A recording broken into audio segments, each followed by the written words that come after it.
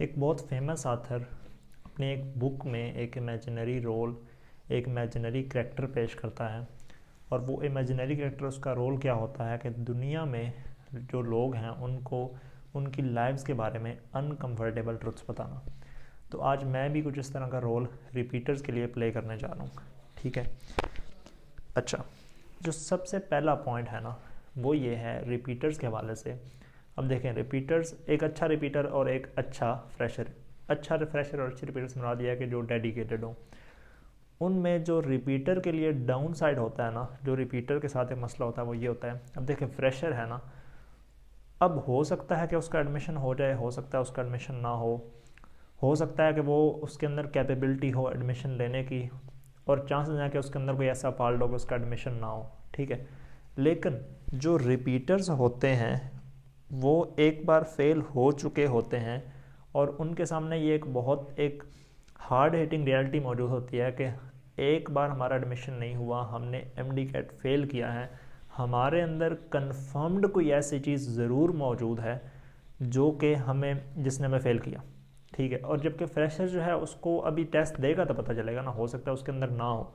लेकिन रिपीटर के अंदर कोई, शायद मैं ये पॉइंट समझा पा रहा हूँ और आप समझ पा रहे हो, रिपीटर के अंदर कोई कंफर्म्ड हो सकता है, वो स्ट्रेस मैनेजमेंट का मसला हो, टाइम मैनेजमेंट का मसला हो, उसके कंसेप्ट इतने अच्छे ना हो।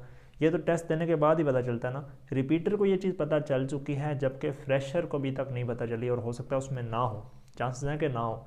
लेकिन रिपीटर के अंदर 100% कोई एक चीज़ है, ठीक है, जो उसको दूर करनी है, ठीक है, जो उसको ओवरकम करनी है। इसलिए उसको एक अच्छा खासा डिफरेंस क्रिएट करना होगा अपने हैबिट्स के अंदर, अपने अंदर, अपने टाइम मैनेजमेंट के अंदर। बाकी जो चीज़ें हैं, पहले तो उसके लिए टास्क ये होगा कि उसको वो फाइंड करनी पड़ेगी। बहुत सारे लोगों को तो वो मिलती ही चीज़ नहीं है, जिसकी वजह से दोबारा भी वो वही गलती करते हैं और उनका एडमिशन नहीं होता। तो पहला टास्क तो आपका ये है कि आपने वो चीज़ फाइंड आउट करनी है कि वो क्या चीज़ थी।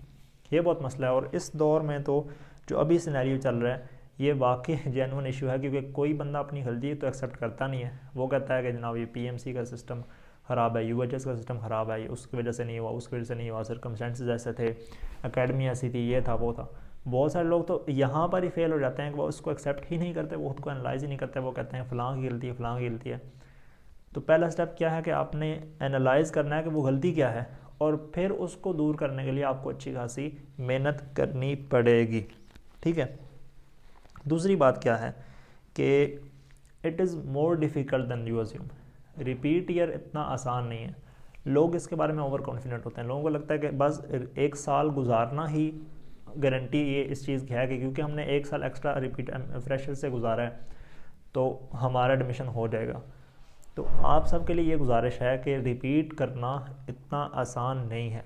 अगर आप श्योर नहीं हो इस बारे में, किसी पेरेंट्स के प्रेशर में आए हो, सोसाइटी के प्रेशर में आए हो, क्योंकि आपके दोस्त रिपीट कर रहे हैं, या फिर आपको लगता है कि बस रिपीट कर लेता हूँ एडमिशन हो जाएगा, इस तरह नहीं होता। जो रिपीट ईयर है, it is much more difficult than your imagination, it is much more difficult than what you think. ठीक है। आपको बहुत ज़्यादा पढ़ना पड़ेगा। कुछ लोग क्या करते हैं, उनके जनाब 80% एग्रीगेट है, 75% एग्रीगेट है, 60% एग्रीगेट है, 70% एग्रीगेट है, वो बस रिपीट करना शुरू कर देते हैं। ठीक है। अब एक बंदे का अभी 60-70% एग्रीगेट है, तो एक साल में ना उसने एफएससी में अच्छे मार्क्स लिए, ना उसने मैट्रिक में अच्छे मार्क्स लिए, ना उसने एमडी में अच्छा स्कोर किया, और स्कोर भी कितना कितना किया, 60, 70, 75। अब एक साल के अंदर, बल्कि एक साल भी क्या, यानी कि उसको 2 महीने बाद से बहुत एक्स्ट्राऑर्डिनरी तैयारी करना शुरू करनी पड़ेगी।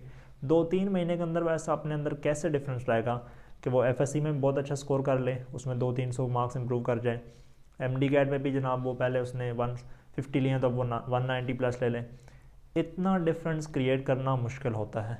तो ये बात भी रिपीटर्स जब रिपीट करना शुरू करें ना, तो गौर में रखें, गौर करें इसके ऊपर कि अगर उनके पिछले बार एग्रीगेट कम है तो इस बार वो इतनी ज़्यादा मेहनत कैसे करें। वो कर सकते हैं, पॉसिबल है, लेकिन इतनी मोटिवेशन, इतनी एनर्जी वो कहाँ से लाएंगे। ठीक है। और कुछ एक्सेप्शनल केसेस हो भी सकते हैं, लोग बहुत बहुत एग्रीगेट में इंक्रीज करते हैं। ऐसे लोग मैंने देखे जिनके 850 मैट्रिक में मार्क्स हैं, लेकिन वो किंग एडवर्ड में बैठे हुए हैं। मैं ऐसे बंदे को जानता हूँ। ठीक है, पॉसिबल है। लेकिन जस्ट ये अज्यूम कर लेना कि चलो मैंने इस साल तो नहीं पढ़ा, अगले साल मैं पढ़ लूँगा। ठीक है, ये कहना आसान है, करना मुश्किल है।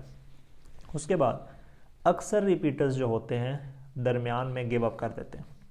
अब इसके एक रीज़न तो ये है कि शायद वो रिपीट ईयर को बहुत आसान समझते हैं, बाद में जाके जब रियलिटीज़ उनको हिट करती हैं तो वो उसका प्रेशर नहीं ले पाते, ठीक है, डाउट करते हैं अपने ऊपर, सर्कमस्टेंसेस ऐसे नहीं होते,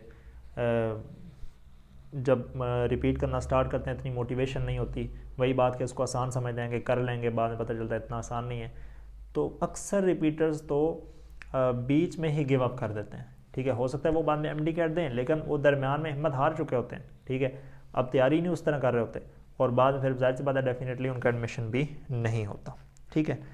और अगेन ये सबसे एक यानी कि हार्ड हिटिंग रियलिटी है सबसे ज़्यादा कि मोस्ट रिपीटर्स स्टिल फेल, ठीक है। चलते गए, तैयारी की, जो कुछ किया सब कुछ किया, फिर भी जाके मोस्ट रिपीटर्स फेल, ठीक है। ये आपको जहन में रखना होगा जब आप तैयारी करना स्टार्ट करो ना। आप अगेन वही बात कि आप सिर्फ यही इनफ नहीं है कि चूँकि आप रिपीट करना स्टार्ट कर दिया आपने तो आपका एडमिशन हो जाएगा। अक्सर रिपीटर्स फेल हो जाते हैं। और मज़ेदार बात क्या है, बल्कि मज़ेदार बात तो नहीं कहूँगा, सैड रियलिटी क्या है इस चीज़ की कि जितने फ्रेशर्स तो ना कुछ सीरियस होते हैं, अक्सर सीरियस नहीं होते, ठीक है। लेकिन जो रिपीटर है, जब वो रिपीट करना उसने स्टार्ट किया, वो बंदा तो इस इंटेंशन के साथ जा रहा है कि मेरा एडमिशन होना चाहिए, तभी तो मैं 1 साल लगा रहा हूँ। कोई अपना 1 साल वेस्ट करना चाहेगा? वो रिपीट अगर करना उसने स्टार्ट किया है, यही सोच के स्टार्ट किया ना कि मैंने अपना साल वेस्ट नहीं करना, मैंने एडमिशन लेना ही लेना है। जबकि फ्रेशर्स होते हैं, आधे होते हैं, उनका दिल ही नहीं करता, बस जाते हैं अकेडमी और उनको पहले ही पता होता है हमारा एडमिशन नहीं होना, हमने लेना ही नहीं, ठीक है। लेकिन रिपीटर्स 100% ये सोच रहे होते हैं कि हमने एडमिशन लेना है, लेकिन उनमें से सिर्फ एक छोटी सी तादाद होती है जो जिसका एडमिशन हो पाता है। और अगेन एक और चीज़ ये भी मसला नहीं होता कि सीटें थोड़ी होती हैं, या तो आप कहो ना कि सारी सीटें रिपीटर्स ऑक्युपाई कर जाते हैं, अभी और स्पेस होती है लेकिन फ्रेशर्स कुछ वो स्पेस ले जाते हैं। क्या मतलब है कि रिपीटर्स फिर भी कई ऐसे होते हैं जो अंडर परफॉर्म कर रहे होते हैं। तो सारा कुछ करने के बाद भी most repeaters will still fail, ठीक है। अब what's the deal, what's the conclusion of this discussion? Number 1, आपको अगर एमडी कैट रिपीटर में सक्सीड होना है तो आपको एक्सेप्शनली मेहनत करनी पड़ेगी, आपको एक्सेप्शनली एक्स्ट्राऑर्डिनरी होना पड़ेगा, आपको बहुत ज़्यादा मेहनत करनी पड़ेगी, आपको टाइम मैनेजमेंट, स्ट्रेस मैनेजमेंट, कोई एक्सक्यूज़ आपका चलेगा नहीं, हर चीज़ पर काम करना पड़ेगा, अपनी सारी मिस्टेक्स को एनालाइज करना पड़ेगा और कंस्टेंटली मेहनत करनी पड़ेगी, ठीक है। एफएससी इंप्रूवमेंट करनी पड़ेगी, उस पर आपको बहुत मेहनत करनी पड़ेगी, ठीक है। मुझसे कल किसी का मैसेज आया, वो कह रहे थे कि एनुअल में अगर मैं इम्प्रूवमेंट के एग्ज़ाम्स दूंगा, ठीक है, तो अगर उस वक्त मेरे मार्क्स ना बढ़े, उस वक्त तो रिस्क है, ठीक है। अगर मार्क्स नहीं बढ़े तो मुझे उन मार्क्स के साथ ही मेरा एग्रीगेट बनेगा। तो मैंने कहा भाई आप पहले तैयारी करो ना अच्छी तरह, ठीक है। आप रिस्क है, जाहिर सी बात है रिस्क है, आप तैयारी करो ना, आप अगलों पर क्यों छोड़ रहे हो, ठीक है। लोग समझते हैं कि जैसे हमारे जो मार्क्स हैं वो अगलों के कंट्रोल में है, हमारे कंट्रोल में, हमने तैयारी करनी है। आप तैयारी अच्छी करो, आपके मार्क्स इस पर नहीं आएंगे, आपके मार्क्स बढ़ेंगे, इंप्रूवमेंट होगी। मेरे उर्दू में, इंग्लिश में, चारों सब्जेक्ट्स में, फर्स्ट ईयर सेकंड ईयर दोनों के चारों पार्ट्स जो पेपर्स हैं उनमें 90+ मार्क्स हैं।